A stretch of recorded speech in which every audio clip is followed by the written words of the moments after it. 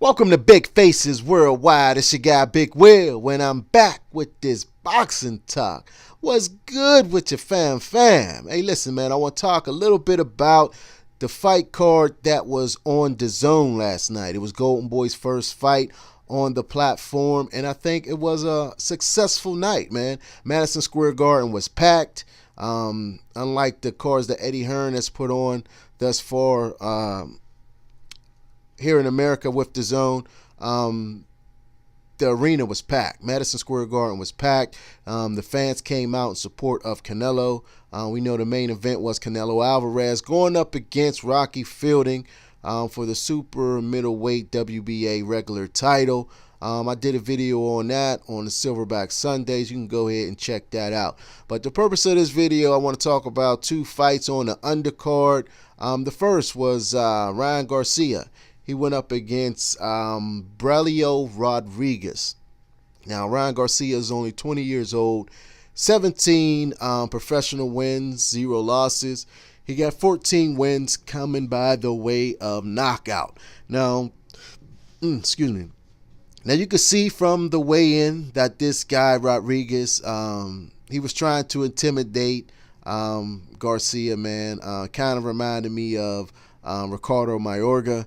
You know, some of you older guys may remember Ricardo Mayorga and some of his antics, especially at press conference. Every press conference was a spectacle if Ricardo Mayorga was at it. And, you know, this guy Rodriguez, man, he reminded me of him, man. But hats off to Ryan Garcia, man. He did a very, very good job. This was his first fight with Eddie Reynoso working the corner. We know Eddie Reynoso. He's also the trainer of Canelo Alvarez. Also, recently we know that Oscar Valdez went down there and trains with him as well, with the Reynoso family, man. So Reynoso's making a name for himself, man. They're doing a good job training these guys, man. And it was a very good fight, man. Ryan Garcia stated that, you know, he heard that a lot of people were saying that this guy, Rodriguez, you know, he could kind of fight. So, you know, Garcia said that he wanted to come out there and not really look for the knockout, but he wanted to go out there and show everyone that he can fight, man. You know, he dropped Rodriguez, you know, I believe it was with a massive left hook. You know, he hit him with the left hook as he was moving away from a punch, and he dropped him, man, in spectacular fashion. You could see that he has improved from his last fight. We know his last fight, he was hurt in that matchup. The knock that I had on Ryan Garcia, the biggest knock that I had on him was that, you know, when he goes to step back, he would go straight back, you know what I'm saying? And he would often get caught with something while going back. Well, obviously, the Reynosos have worked on that in the gym, and last night he was not going straight back. He was going to the side, you know what I mean? He was avoiding that counter punch while going back, man. But you can see that his skills have definitely improved, man. I was impressed with his power. His power is definitely there. He was able to drop this guy, hurt him a couple times, man. Dropped him a couple times and was able to get him out of there in the 5th round. Ryan Garcia is definitely calling out all the big names in the weight division. Me, myself, I don't think that he's ready for the champions just yet. But I could see that he will get there. He will get there. You know what I'm saying? He just got to keep learning, keep learning his craft, owning his skills, man, sharpening up the tools in his toolbox. There's no doubt in my mind that one day Ryan Garcia will be a champion, man. But he had a good win last night. I was impressed what he was able to do with this guy, Rodriguez, who was definitely in there trying to intimidate him, trying to bully him. He even resulted to some roughhouse tactics. He was hitting him below the belt. He actually got a point deducted early in the fight for, you know, the referee warned him, you know, about hitting below the belt, and he just kept doing it.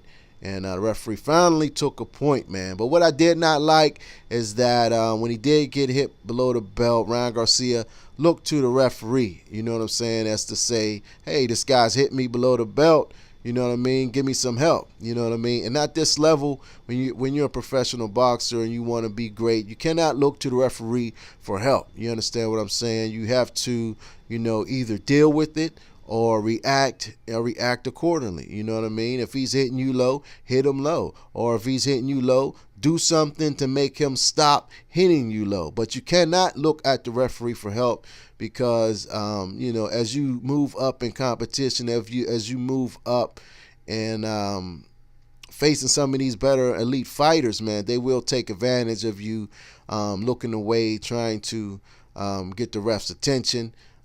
You know what I'm saying? So that's something else he needs to work on. But I think his progress is very good. I think he's on the right track. I think Ryan Garcia definitely has a bright future. Now, the second fight I want to talk about that was on this undercard is Tevin Farmer, man. Tevin Farmer went up against Fonseca. Now, we know Fonseca was the guy who Gervonta Tank Davis, he fought him on the Floyd Mayweather, Conor McGregor undercard. You know, that's the fight where he lost the title on the scale. You know, he was doing a lot of playing around. Although he did knock Fonseca out, he did not look good throughout the fight. You know what I'm saying? You could tell, like, he had something definitely was on his mind. Some out of the ring issues was going on with Tank that night, man. But he did get him out of there in the 8th round. He knocked him out. Tevin Farmer went up against Fonseca, and I think Tevin Farmer looked it great. Every fight, Tevin Farmer is getting better and better. He is staying active. He won his IBF title off of Billy Dibbs earlier this year. He defended it a couple months later against Tennyson, where we know he knocked Tennyson out with a brutal body shot. And now he went up against Fonseca last night. So Tevin Farmer is staying very busy. Obviously, the relationship that himself, Lou DiBella, and Eddie Hearn and Matchroom have created together, man, they're doing really good, man, because he's being active. One thing that Tevin Farmer always wanted, man, was to be active. He wanted to have a machine behind him. Well, all that he have to worry about is going in there and fight. You know what I'm saying? He wanted to worry about training and owning his skills, man, and getting his skills together and fighting, man. And you know, by the grace of God, he was able to do that, man. And I'm very, very happy with Tevin Farmer. I'm happy that, you know, he's able to, you know, just focus on fighting. And you can see by the activity, you know what I mean, staying busy, that he's getting better and better. My knock on Tevin Farmer a while ago was his stamina. I felt that Tevin Farmer gets winded in the second half of the fight. He gets, you know, out of breath. You know, he take rounds off, and, you know, he tends to get sloppy with his punches. But, you know, as you can see, every fight that goes on, Tevin Farmer's getting better.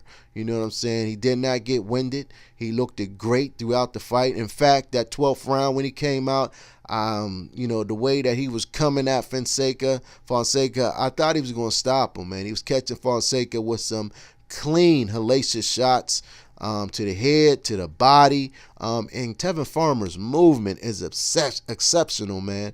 You know, it kind of reminds you of Floyd Mayweather, his elusiveness. Although, you know, Mayweather didn't get hit as much as Farmer's getting hit, but, you know, his defense is impeccable. He has very, very good defense. I am very, very proud of Tevin Farmer, man. He's come a long way, man. And he's focused, he's determined, you know what I mean? And that's what you want to see in these young fighters, man. You want to see the hunger, you want to see the focus, man. And this guy is proving that he's ready, man. He's ready to face the other champions. He's ready to unify. He has stated it plenty times over and over again that he wants to unify, man. Everybody wants to see him fight Gervonta Tank Davis. You know what I mean? They compare the fights, you know, they compare Tank's fight with Fonseca and compare Tevin's fight with Fonseca. But, you know, you guys have to remember, I know it sounds cliche, but it's the truth. Styles make fights. People fight different people differently. You understand what I'm saying? But, you know, at this time, I would love to see that fight, man. I think that fight would be a great fight. If you asked me about that fight last year, I would definitely say that Gervonta Tank Davis will go in there and destroy Tevin Farmer. Very quick, very easy work. You understand what I'm talking about? But now, not so much, man. You know, I think it would be a better fight than it would be a year ago, in my opinion, because Tevin Farmer has gotten great, better and better. You know what I'm saying? Gervonta Tank Davis only fought once this year. That was on the Adrian Broner, Jesse Vargas undercard. I believe that was like April, and he's been sitting on the shelf this whole time. We've seen him between fights at different events. He's definitely overweight.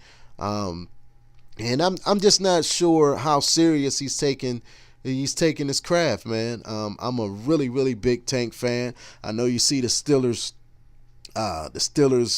shit all behind me, man. You know, Tank is from Baltimore, you know, but the only thing I dislike from Baltimore is the Ravens. I got a lot of family down in Baltimore. I go to Baltimore at least twice a year. I got a lot of love for Baltimore and respect for the city of Baltimore, and I got a lot of love for Tank Davis, and I respect Tank Davis. I'm a big fan of Tank Davis, and I make no secret about that. So that fight between Tevin Farmer and Tank Davis, I really want to see. But my man Tank got to get his shit together, man. He got to get his weight together. He got to get his out-of-the-ring issues together, man. He got to get 100% focused on boxing. I mean, he's a young guy. He's going to have some mishaps. But this is the years where, you know what I mean, you make your name. You know what I mean? These early years, you got to take advantage of it, man. You're in a position right now where you're fighting on Mayweather Promotions, although, you know, Tank has had some issues with Mayweather Promotions, man, that, you know, none of us have been privy to publicly, man. But from what I see, Mayweather Promotions has put Tank Davis in positions to win, man. You know what I mean? Getting them title shots. You know what I'm saying? He's lost his title on a scale. You know, in his very next fight, they put him in position to win another title. You understand what I'm saying? That normally doesn't happen. You know what I'm saying? That got to do with Al Heyman and TMT Promotions, man. But this is about Tevin Farmer right now. Tevin Farmer has definitely improved. I'm looking forward to seeing him again. And hats off to him, man. This is Big Will for Big Faces Worldwide. I'd like to thank you all for joining me. If you have yet to subscribe to my channel, don't leave here without hitting that subscribe button. Also, hit the bell icon so you can be notified when I'm dropping new videos. I'll holler back.